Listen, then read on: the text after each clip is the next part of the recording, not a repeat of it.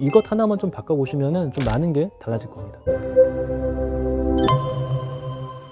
안녕하세요. 윈드아트 스튜디오의 내분비내과 전문의 오창민입니다. 오늘은 30, 40대 여성분들이 효율적으로 다이어트를 하기 위해서 정말 중요한 한 가지 꿀팁을 드리려고 해요. 아침에 한 25에서 30g 정도의 단백질을 섭취하라는 거예요. 이것만 하셔도 정말 많이 달라질 거예요.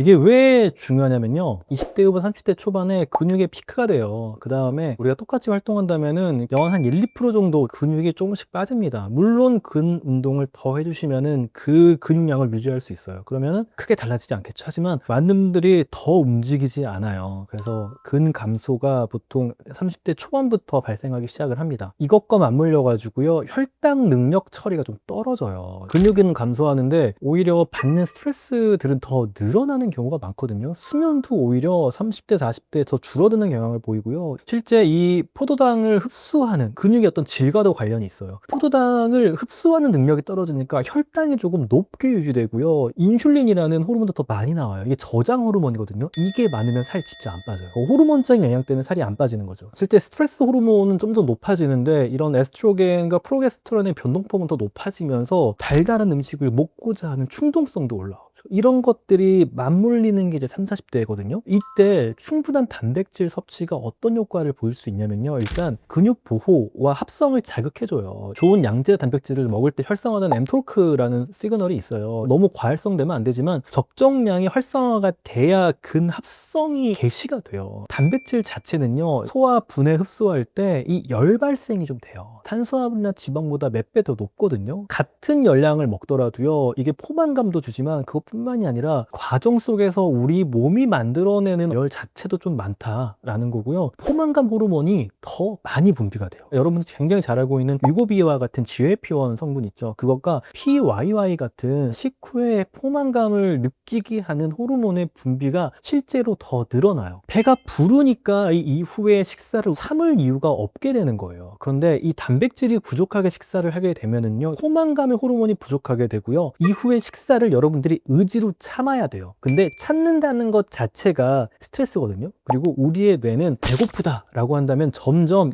자극적인 음식에 대한 보상을 올려요. 떡볶이, 케이크, 라면, 이런 자극적인 음식에 대한 갈망이 더 높아져요. 질 낮은 음식에 대한 갈망이 높아지는 거죠. 단백질을 충분히 먹게 되면 또 렙틴이라는 호르몬의 분비도 좀 높아져요. 여러분들이 떡볶이나 아이스크림, 음료 같은 거에 조금 덜 중독되게 할 수 있는 포만감의 호르몬 중에 하나예요. 이런 호르몬이 분비가 되고요. 그리고 또 중요한 게 뭐냐면은 30대, 40대가 될수록 혈당 처리 능력이 떨어진다고 했잖아요. 그런데 단백질을 아침에 충분히 먹게 되면은 혈당 스파이크가 완화돼요. 아침에 먹었는데 점심의 식사에서도 똑같이 먹었어도요, 혈당의 변동폭이 안정이 돼요. 단백질 섭취가 인슐린과 글루카곤의 균형을 유지하는 좀 도움을 주기 때문에 우리 몸에서 이런 혈당의 어떤 변동성을 낮춰주는 거고요. 이게 우리한테 대사적인 스트레스를 낮춰줘요. 혈당이 막 이렇게 움직이잖아요. 우리는 대사적인 스트레스를 경험하는 거. 고혈당도 안 좋고요, 저혈당도 안 좋아요. 혈당이 올라갈 때는 이걸 낮추려는 노력을 우리 몸에 해야 돼요. 이게 고혈당의 스트레스가 되죠. 혈당이 갑자기 낮아지게 되면은 또 이거를 올리기 위한 대사적 스트레스를 경험하면서 혈당을 올려요. 스트레스 호르몬 분비해가지고. 이런 것들을 우리 몸이 덜 경험하게 돼요.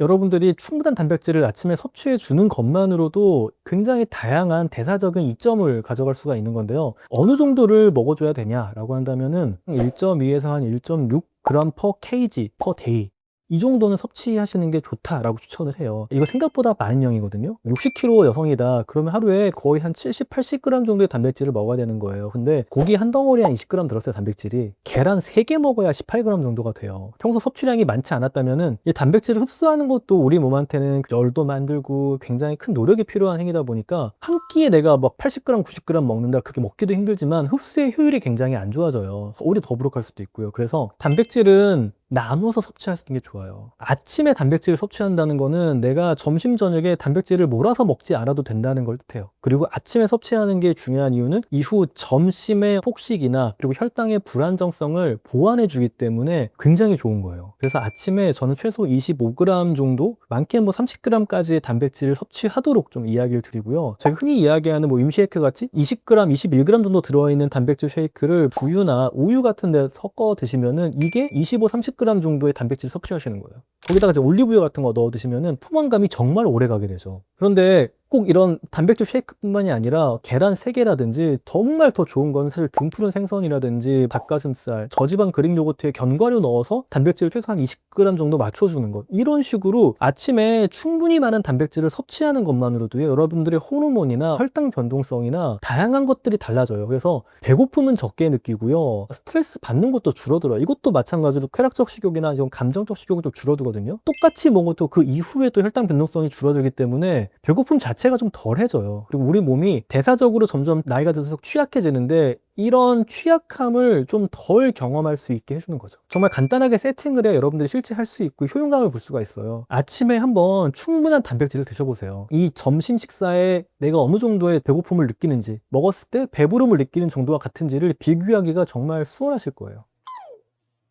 그래서 30대 이후의 다이어트는요, 덜 먹기가 아니라 다르게 먹기, 잘 먹기가 굉장히 중요해지고요. 그 중에서도 양질의 단백질을 채우는 게 어떻게 보면 핵심이 돼요. 그리고 이거는 여러분들이 평생 60, 70, 90세까지 가져갈 근육량을 지키는 핵심이에요, 핵심. 집을 지으려면 우리가 일단 벽돌이 있어야 되잖아요. 그 벽돌을 일단 넣어주고 시작을 하는 거예요. 벽돌이 없으면요, 집을 지을 수가 없어요. 마찬가지로 근육을 만들 수가 없습니다. 하루에 3번 정도는 단백질을 내가 섭취해야 된다라는 거를 반드시 명심해 두시고요. 그거의 첫 번째 시작이 아침에 단백질을 먹는 거다. 이것 하나만 좀 바꿔보시면 좀 많은 게 달라질 겁니다. 저희는 다음에 더 도움되는 컨텐츠로 돌아오도록 하겠습니다. 감사합니다.